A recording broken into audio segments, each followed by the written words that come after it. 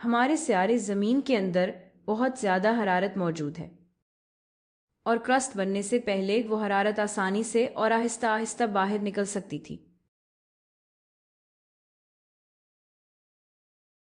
لیکن جب یہ پتلی کرسٹ بن گئی تو زیادہ تر حرارت صرف کرسٹ کو توڑ کر اور گرم مگما کو سطح تک آنے دے کر ہی باہر نکل سکتی ہے۔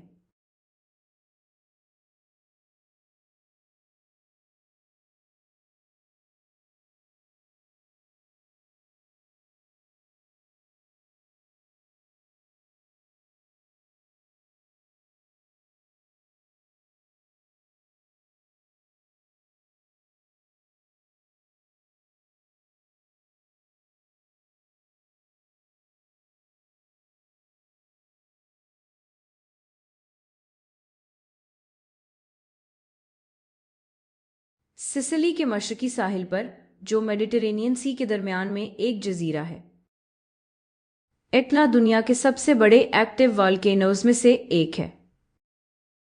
اس کی سطح تقریباً 1100 اسکوائر کلومیٹرز ہے، اور اس کی سب سے زیادہ اونچائی سطح سمندر سے 3300 میٹر ہے۔ یہ ایک بہت بڑا پہاڑ ہے۔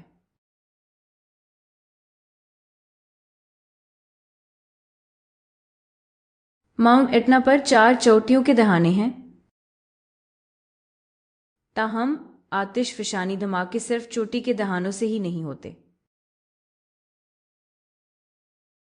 بعض دھماکے آتش فشاں کے اطراف میں پڑنے والی دراڑوں سے بھی شروع ہوتے ہیں۔ ظاہر ہے، ماؤنٹ ایٹنا کے اطراف پر بہت سے گاؤں ہیں۔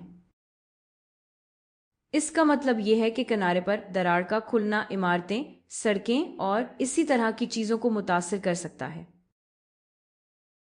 اسی لیے ہمیں مسلسل نگرانی کی ضرورت ہے، کیونکہ چاہے آتش فشاں بظاہر خاموش لگے، لیکن اس کے اندر ہمیشہ ایک متحرک عمل جاری رہتا ہے، جو مستقبل کی سرگرمی کی پیش گوئی میں ہماری بہت مدد کر سکتا ہے۔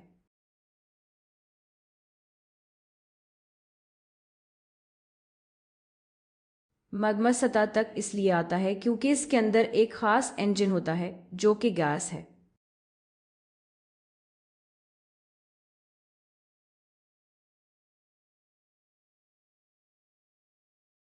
یہ ان خودکار اسٹیشنوں میں سے ایک ہے جنہیں ہم سلفر ڈائی آکسائڈ کے بہاؤ کو ناپنے کے لیے استعمال کرتے ہیں، جو آتش فشاں سے روزانہ خارج ہوتا ہے۔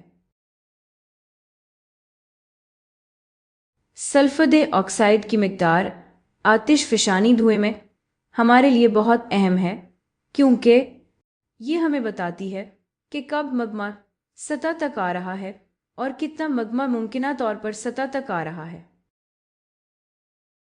مثال کے طور پر، آخری دھماکے سے پہلے، جو 13 مئی 2008 کو شروع ہوئے، ہمیں ماؤنٹ ایٹنا کے گڑھے سے سلفر ڈائی آکسائڈ کے اخراج میں بتدریج اضافہ نظر آیا، جو بالکل اسی دن اپنی بلند ترین سطح پر پہنچا جب آتش فشانی دھماکے شروع ہوئے۔ میں کاربن ڈائی آکسائڈ کے بہاؤ کو بھی ناپتی ہوں، جو ماؤنٹ ایٹنا سے خارج ہونے والی سب سے اہم آتش فشانی گیس ہے، اور یہ اس کے طرف سے نکلتی ہے۔ ہم یہاں ہیں، اہم دراڑوں میں سے ایک پر، جو ماؤنٹ ایٹنا کے مشرقی کنارے کو کاٹتی ہے، اور اس دراڑ پر ہمیں کاربن ڈائی آکسائڈ کا بہت زیادہ اخراج ملتا ہے۔ تو جب میں کاربن ڈائی آکسائڈ کے اخراج میں اضافہ دیکھتی ہوں تو مجھے پتہ چلتا ہے کہ کچھ مگما سطح کی طرف آ رہا ہے، اور کیونکہ ماخذ 5 سے 7 کلومیٹر کی گہرائی پر واقع ہے، یہ ایک ابتدائی نشانی ہے کہ آتش فشاں پر کچھ ہونے والا ہے۔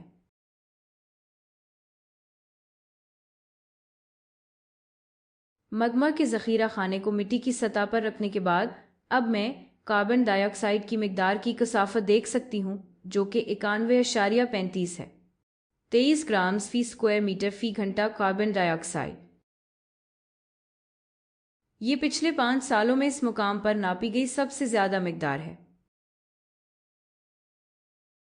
تو یہ بالکل واضح علامت ہے کہ مگما کے اندر بہت زیادہ پریشر ہے، اور غالباً بہت زیادہ مگما سطح کی طرف اٹھ رہا ہے۔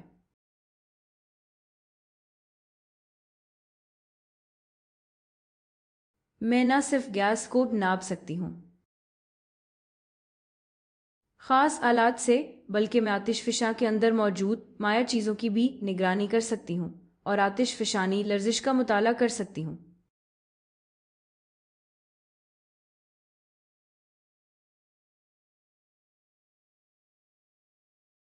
हमारे पास सिसिली के मशरकी साहिल पर 78 से ज़्यादा साइज़मिक स्टेशन हैं। इनमें से 60% से ज़्यादा माउंट एटना पर वाक़ हैं। ये स्टेशन मुख्तलिफ बुलंदियों पर कुछ दहानों के इर्द गिर्द लगाए गए हैं ताकि मगमा और मायात की हरकत को समझा जा सके और ये देख सकें कि मगमा की जगह में गहराई से सतह तक कोई तब्दीली आई है या नहीं। सिग्नल्स में थोड़ा सा फ़र्क आता है तो मैं एम्पलीट्यूड और फ्रीक्वेंसी में कुछ तब्दीलियां देख सकती हूँ, और इस मालूमात से मैं ये भी मालूम कर सकती हूँ कि माखज़ का मकाम कहाँ है और ये सतह के नीचे है।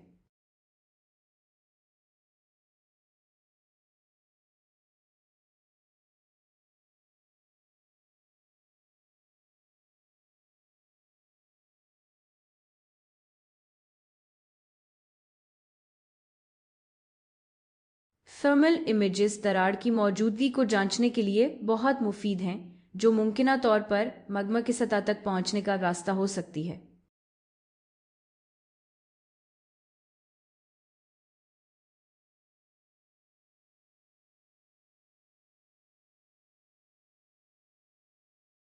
हमें ये नज़र नहीं आता कि ज़मीन में कोई बेकायदी है, लेकिन थर्मल इमेजेस इस्तेमाल करके आप ये पहचान सकते हैं कि ये बेकायदी दर्जा हरारत के इजाफे और चट्टानों के रंग के फ़र्क से पहचानी जा सकती है।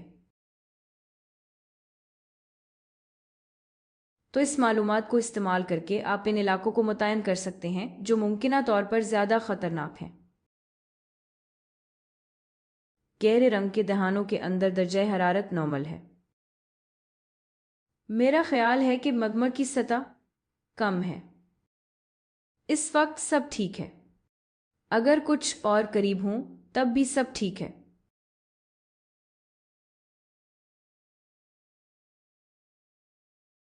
हमारा डेटा ऑनलाइन जमा होता है और खुदकार सॉफ्टवेयर के जरिए कतेनिया के कंट्रोल रूम में इसका तज्जिया किया जाता है।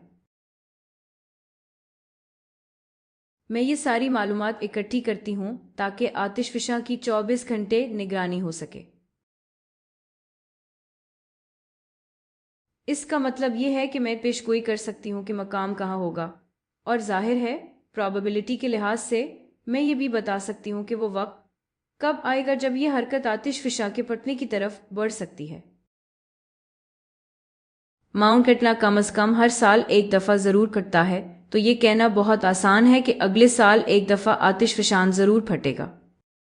लेकिन हकीकत में अक्सर ऐसा होता है कि इस वक्त अंदाज़ा होता है कि अगले कुछ हफ्तों या महीनों में आतिशफिशा फट जाएगा, सिर्फ तब जब वो साइज़मिक वाक़यात शुरू होते हैं जो आतिशफिशान के फटने से पहले आते हैं। हमें ये पता है कि हमारे पास 6 से 12 घंटे होते हैं ये बताने के लिए कि आबादी के लिए ख़तरा क्या होगा।